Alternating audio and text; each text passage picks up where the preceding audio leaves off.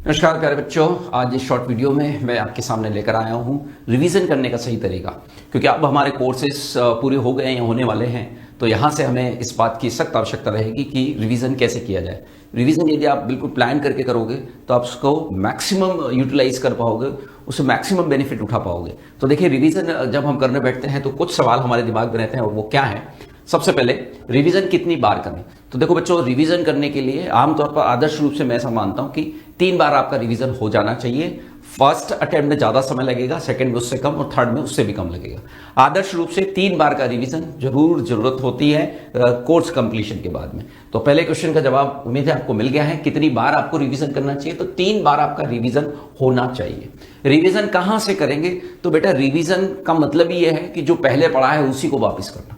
तो रिवाइज करोगे तो जो पहले चीजें पड़ी हुई है उसी को वापस करोगे। उसमें कुछ नया हम लोग ऐड करेंगे? नहीं, बिल्कुल भी नहीं। हम नया ऐड उसमें नहीं करना चाहेंगे, कारण कि रिवाइज करने का सही तरीका यही होता है कि जो साल भर पढ़ा होता है उसी को अच्छे से, हाँ, थोड़ा बहुत अपडेशन कुछ सवालों का 15-20 क्वेश्चंस का कर लिया, वो एक अलग मैटर है। लेकिन इन जनरल आपको ज्यादा इसके अंदर अपडेशन नहीं करना है। साल भर जिस सोर्स से आपने पढ़ाई की है, जिस बुक से आपने क्वेश्चन लगाए हैं, जिस भी नोट से आपने पढ़ाई की है, वही आपको करना है।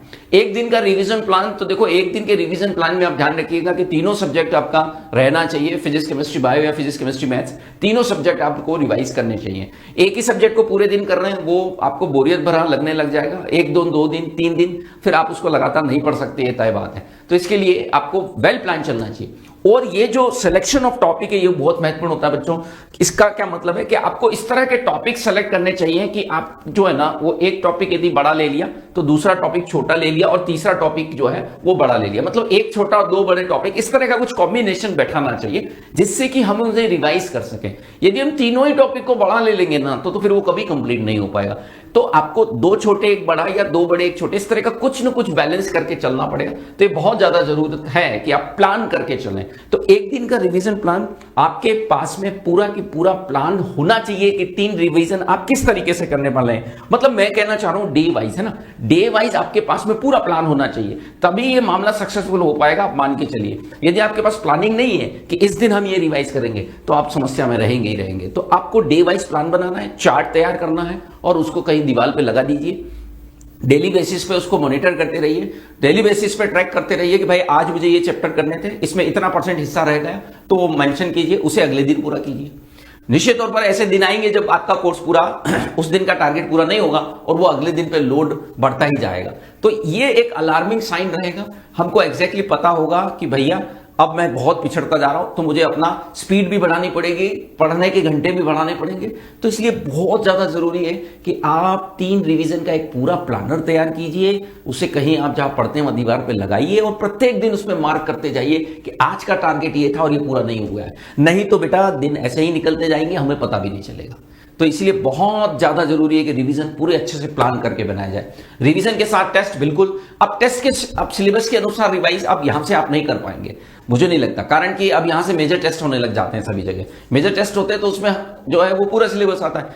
अब ये तो पॉसिबल ही नहीं है कि हम हर टेस्ट से पहले पूरा सिलेबस कर जाएं, वो तो पॉसिबल ही नहीं रहेगा। तो अब टेस्ट को पैरेलल चलने दीजिए, और अपनी तैयारी जो है ना, वह आप सेपरेट करते रहिए। टेस्ट देने जाना है, इसमें कोई शक नहीं कि आपको टेस्ट नहीं स्किप करने, टेस्ट देने, लेकिन उसके अनुसार अब आप प्रिपरेशन नहीं कर पाएंगे, क्योंकि वह बार बार पूरा रिवीजन, और कुछ टॉपिक फिर बिल्कुल ही रह जाएंगे, और कुछ टॉपिक बहुत अच्छे से हो जाएंगे। ये नहीं होना चाहिए। आपका खुद का अपना प्लान होना चाहिए ना। 1 शॉट से रिवाइज कर सकते हैं, देखो, 1 शॉट से आप प्रिपरेशन कर सकते हो, लेकिन उसके लिए मैं हमेशा ये सजेस्ट करूंगा कि जितना आप अपने पहले से किया हुआ प्रिपरेशन है ना, उसका यूज कीजिए। हाँ, यदि किसी बच्चे ने अभी तक कोर्स नहीं किया है, या उसको लगता है कि मेरे से अभी यहां नहीं हो पाएगा, तो ये एक अच्छा तरीका हो सकता है, इफेक्टिव तरीका है 1 shot revision. But 1 shot is more effective जिसने बहुत बार या तो कर रखा हो, या फिर अभी तक कुछ भी नहीं किया हो। यदि आपने ठीक ठाक कोर्स कर लिया है, ठीक ठाक रिवीजन कर लिया है, तो मैं हमेशा सलाह दूंगा कि नई थ्योरी तो आपको बिल्कुल नहीं पढ़नी चाहिए, बजाय उसके जो पहले किया हुआ है उसी से आप रिवाइज करेंगे। यदि आप इन बातों को फॉलो करेंगे तो ये मैं बताऊं, बिल्कुल टेस्टेड मामला है, ट्रस्टेड चीज है ना। बहुत से बच्चों को इस तरह से फॉलो करते हुए हमने देखा है, और सफल होते हुए देखा है।